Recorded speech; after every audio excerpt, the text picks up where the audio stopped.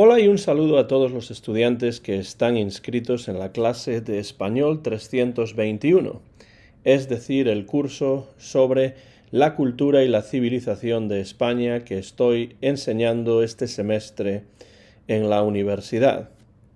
En este vídeo vamos a hablar brevemente de ciertos conceptos relativos a la geografía física de España. Recuerden que España es un país que está situado en el suroeste de Europa, muy cerca del norte de África.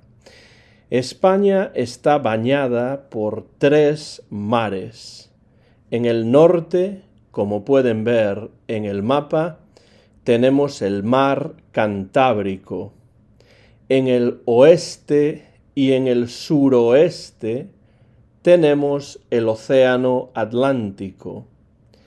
Y en el este, el sureste y el sur encontramos el mar Mediterráneo. Como pueden ver en el mapa, España es un país que tiene mucha costa y el mar será muy importante en la economía y en la vida de muchas partes de España. En España hay 2 archipiélagos, es decir, 2 grupos de islas que pertenecen a España. Las Islas Baleares están en el mar Mediterráneo y las principales son 5 islas: Mallorca, Menorca, Ibiza, Formentera y Cabrera. Las Islas Canarias están en el océano Atlántico, un poco lejos de la península, en la costa oeste de África. Las principales entre las Islas Canarias son 8: Tenerife, Gran Canaria, Fuerteventura, Lanzarote, La Palma, La Gomera, El Hierro y La Graciosa. España ha sido siempre un país muy importante en todo lo que tiene que ver con la navegación marina y con el comercio marino. Y, por tanto, España posee varios puertos importantes, como por ejemplo el puerto de Algeciras, en Andalucía, el puerto de Valencia, en la Comunidad Valenciana, el puerto de Barcelona, en Cataluña, el puerto de Bilbao, en el País Vasco, el puerto de Vigo, en Galicia, o el puerto de Las Palmas, en las Islas Canarias. Hablemos ahora un poco sobre los ríos de España. Entre los muchos ríos que existen en España, vamos a mencionar 5 principales, de norte a sur. Son los siguientes ríos: el Ebro, el Duero, el Tajo, el Guadiana y el Guadalquivir. Tenemos en España 2 vertientes, dependiendo de dónde desembocan los ríos, depending on what ocean or sea the rivers flow into. La vertiente mediterránea son los ríos que desembocan, the rivers that flow into, los ríos que desembocan en el mar Mediterráneo. Y la vertiente atlántica son los ríos que desembocan en el océano Atlántico. Empezamos con el río Ebro. El Ebro pertenece a la vertiente mediterránea, es decir, desemboca en el mar Mediterráneo. Nace en la cordillera Cantábrica, en el norte, y es el río más caudaloso de España, es decir, el río que lleva más agua. El río Ebro tiene una longitud de 930 kilómetros, 580 miles, y en su desembocadura se forma un delta en el que se encuentra un importante parque natural que se creó en 1983. Hablamos ahora del río Duero. El río Duero pertenece a la vertiente atlántica, es decir, desemboca en el océano Atlántico, en la ciudad de Oporto, en Portugal. El Duero nace en los picos de Urbión, en Soria, y es el río más importante del noroeste de España. Tiene una longitud de 897 kilómetros, 560 miles, y en su desembocadura hay una cuenca, a river basin. Este río está muy relacionado con el cultivo de la vid, vineyards, y con la producción de vino, the production of wine, tanto en la parte española como en la parte portuguesa. Vamos ahora con el río Tajo. El Tajo pertenece a la vertiente atlántica y es el río más largo de la península ibérica. El Ebro es el más largo de España, pero el Tajo es el más largo de la península ibérica. Su nombre, Tajo, en griego significa jefe, boss, chief. El Tajo tiene una longitud de 1007 kilómetros, 625 miles. Nace en la sierra de Albarracín, en Teruel, y desemboca en Portugal, en la ciudad de Lisboa, que es la capital de Portugal. Es un río, el Tajo, que tiene una enorme importancia histórica, porque a las orillas del Tajo, on its banks, encontramos ciudades importantes como Toledo o Lisboa. Vamos ahora con el río Guadiana.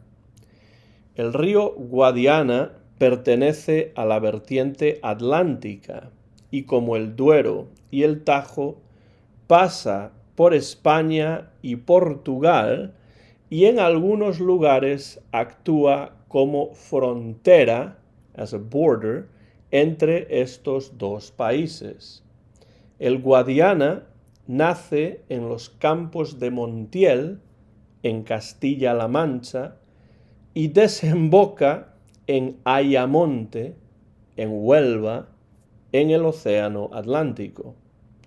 El Guadiana tiene una longitud de 744 kilómetros, 462 miles, y en algunos tramos este río aparece y desaparece porque se infiltra en la tierra y después vuelve a surgir un poco más adelante. Esto ha dado lugar a diversas leyendas populares relacionadas con el río Guadiana. Finalmente, hablamos del río Guadalquivir. El Guadalquivir pertenece a la vertiente atlántica y su nombre, Guadalquivir, en árabe, significa el río grande. Es un río, el Guadalquivir, totalmente navegable y tiene una longitud de 657 kilómetros, 408 miles. Nace en la Sierra de Cazorla, en Jaén, y desemboca en el Océano Atlántico en Sanlúcar de Barrameda, en Cádiz.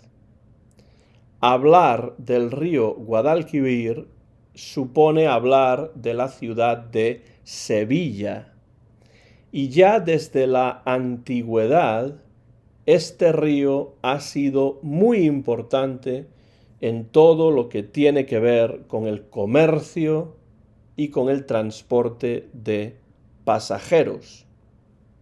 Además, el río Guadalquivir facilita el cultivo del olivo, olive tree, y del arroz, rice.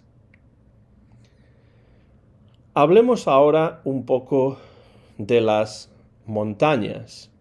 Si ustedes ven el mapa físico de España, podrán notar que España es un país muy montañoso, sobre todo en las zonas periféricas de la península ibérica, mientras que la parte central, el centro de la península ibérica, la ocupa una gran meseta, plateau, que es una zona llana, plain, con pocas elevaciones montañosas.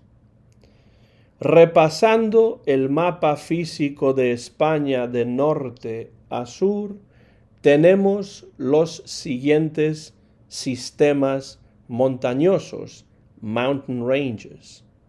Son los siguientes: el macizo galaico y los montes de León en el noroeste, la cordillera cantábrica y los montes vascos en el norte, los Pirineos, la cordillera catalana y el sistema ibérico en el noreste. Por cierto que los Pirineos son importantes por varias razones, y entre ellas porque separan España de Francia y del resto de Europa. Y finalmente, en el sur tenemos la Sierra Morena y los sistemas béticos. Las montañas están en España generalmente en las zonas periféricas de la península. Y en el centro de la península tenemos la meseta, plateau, que es donde se encuentra, por ejemplo, la ciudad de Madrid. Y esta meseta está dividida en dos partes, norte y sur, la meseta norte y la meseta sur, por el sistema central. Este sistema central de montañas divide la meseta en dos partes, parte norte y parte sur. Y en la parte sur de la meseta se encuentran también los montes de Toledo. Las Islas Canarias tienen una orografía especial porque sus montañas son volcánicas. There are volcanic mountains on the Canary Islands. La montaña más alta de todo el territorio de España se encuentra precisamente en las Islas Canarias, en la isla de Tenerife. Es el Teide y tiene una altura de 3.718 metros, 12,200 feet. En la península hay otras dos montañas de altitud importante. El Mulhacén, en Granada, en el sur de España, de 3.479 metros, around 11,400 feet, y el Aneto, en los Pirineos, en el norte de España, de 3.404 metros, over 11,100 feet. Finalmente, uno de los puntos más al oeste, westernmost point, de España es el Cabo Finisterre, Cape Finisterre, el Cabo Finisterre en Galicia. Su nombre en latín significa el fin de la tierra, the end of the earth.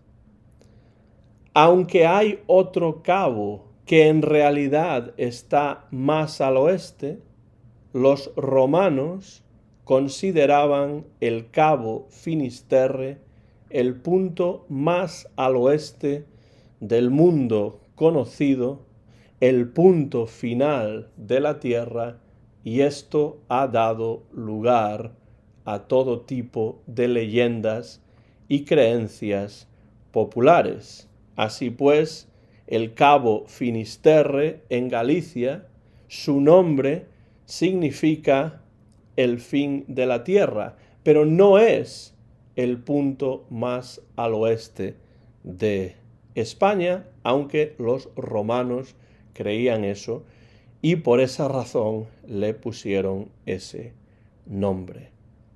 Terminamos así este breve vídeo con una también breve introducción a la geografía física de España. Les agradezco, como siempre, su interés en estos vídeos y me despido ya.